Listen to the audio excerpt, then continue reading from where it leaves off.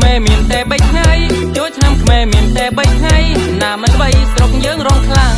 ចងសានរំបានលេខ1អ្នកឆែមិនព្រួយរំបានលេខ2អ្នកក៏លែនក៏ខំសំភីអ្នកក៏លែនក៏ខំសំភីមិនបានលេខ2រំបានលេខ3ឆែក៏មកសានក៏មករវៀងក៏មកគូលែនក៏មករំទះដៃនាំគ្នាស្រីហូ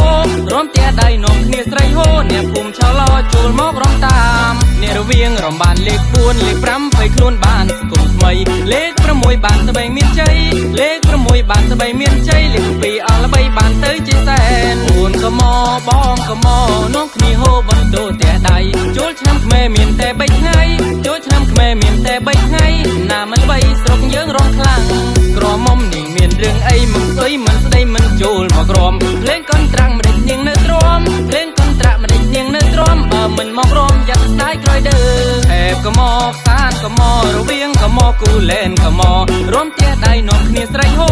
រំទះដៃនាំគ្នាស្រីហូអ្នកភូមិឆោឡចូលមករំតាមចូលរួមជាមួយបទថ្មីណាមិនល្បីបទគូសីហាពេលចាក់បាសផ្អើលឆ្កែផ្អើលឆ្មាពេលចាក់បាសផ្អើលឆ្កែផ្អើលឆ្មាផ្អើលទាកាប៉ាទុកចាំក្លែមព្រឹក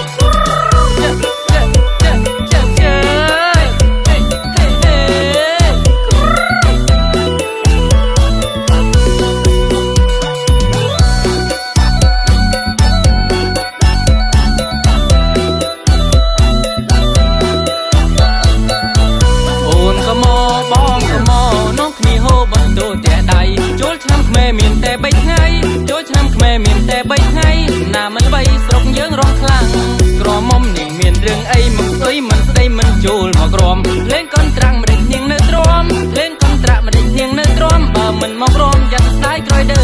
ថែបក៏មកសានក៏មករវៀងក៏មកគូលែនក៏មករំទះដៃនាំគ្នាស្រីហូរំទះដៃនាំគ្នាស្រីហូអ្នកភូមិឆោឡចូលមករំតាមចូលរួមជាមួយបទថ្មីណាមិនល្បីបទគូសីហាពេលចាក់បាសផ្អើលឆ្កែផ្អើលឆ្មាពេលចាក់បាសផ្អើលឆ្កែផ្អើលឆ្មាផ្អើលទាកាប៉ាទុកចាំក្លែមព្រឹក